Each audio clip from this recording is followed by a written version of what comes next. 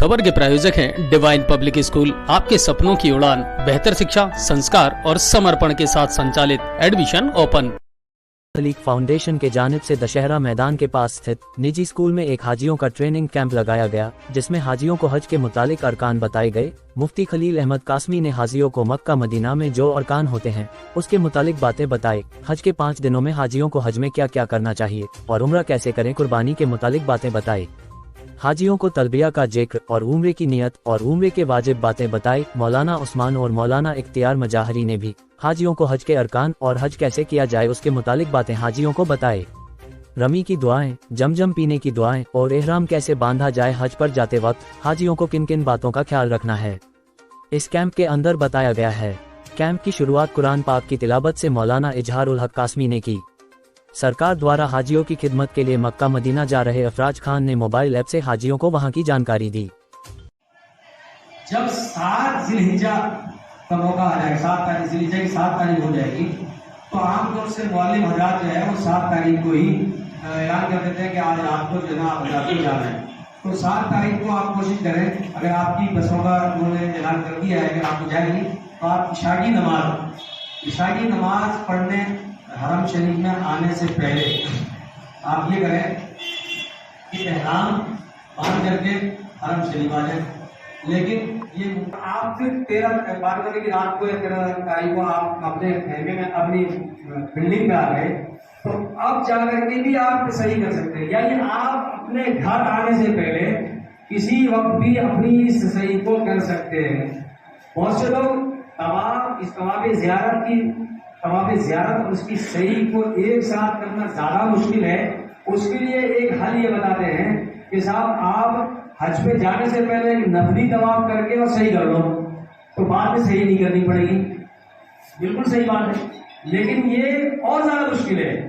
तवाफ यानी हज पे जाने से पहले भी बहुत ज्यादा भीड़ होती है, इसलिए आसान तरीका ये है कि आप तवाफ़ ज़ियारत कर लीजिए, 10 तारीख को कर लो, 11 कर लो, 12 कर लो, और सही को छोड़ दो। और सही आप बाद में किसी भी दिन आने से पहले, आपके आने से किसी भी दिन आप सही कर सकते हैं। अगर सही में ये बात भी जरूरी नहीं है, तवाफ़ के चक्करों में तो कनेक्टिविटी और एक साथ उनको करना जरूरी है, लेकिन सही में ऐसा कर सकते हैं आपके 3 चक्कर लगाए और थके आप बैठ जाइए, आप नाश्ता कर लो, खाना खा लो, कुछ और कर लो, घंटे आप आराम कर लो, उसके बाद शुरू कर लो। ये भी इसमें गुंजाइश है सही में। और सही में सबसे बड़ी गुंजाइश ये है कि जिस दिन आप बिल्कुल अच्छी तरह कंफर्टेबल हो उस दिन आप सही कर लो। एक साथ तवाफ के साथ उसको करना जरूरी नहीं है, लेकिन जब तवाफ सही आपकी जब हो जाएगी उसके बाद ही आपका एक मानकर हज पूरा होगा। एक बात याद रखें, अगर किसी हाजी का किसी वजह से, चाहे भूल चूक की वजह से भी अगर तवाफ़ ज़ियारत छूट गया, तो उसका वो मतलब हज पूरा नहीं होगा। और उसका ये कि उसके लिए उसकी बीवी हलाल नहीं होगी, पूरी जिंदगी हलाल नहीं होगी। उसको वापस जाकर के बैतुल्लाह का चाहे दोबारा सफर करना पड़ेगा और फिर उसको तवाफ़ ज़ियारत करना पड़ेगा, फिर जाकर उसकी बीवी उसके लिए हलाल होगी। इसलिए तवाफ़ ज़ियारत का बहुत खास एहतमाम होना चाहिए। आपका तवाफ़ ज़ियारत हो गया, सही हो गई। तीनों दिन, पहले दिन एक जमरे में आपको कंकरी मारनी थी, दूसरे दिन और तीसरे दिन 11 और 12 में तीनों जमरात पे आपको कंकरी मारनी है। पहले जमरे में जब कंकरी मारेंगे तो कंकरी मारने की थोड़ी देर करके जुमले में उधर दुआ करें, दूसरे जमरे पर जो है ना कंकरी मार के फिर आप दुआ करें, और तीसरे के बाद में दुआ नहीं।